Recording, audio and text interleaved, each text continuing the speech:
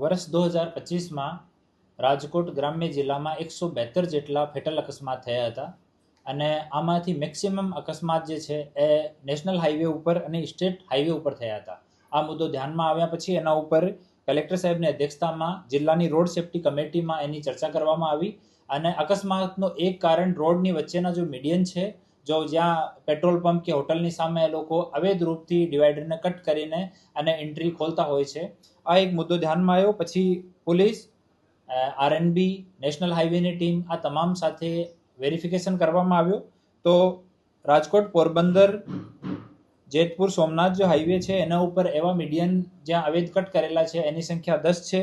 Rajkot Jamnagar highway ઉપર ગેરકાયદેસર મીડિયનની સંખ્યા 16 છે. કાલાવાડ રાજકોટ રોડ ઉપર 7 છે. રાજકોટ ભાવનગર રોડ ઉપર 10 છે. તો આ તમામ જે જગ્યા મીડિયન છે હાલ બંધ કરાવવામાં આવ્યા છે. બંધ કરાવ્યા પછી જો આ મીડિયન્સને તોડશે તો એના ઉપર કાયદેસર કાર્યવાહી કરવાનો નિર્ણય કલેક્ટર સાહેબની અધ્યક્ષતામાં આ કમિટી દ્વારા લેવામાં આવ્યો હતો.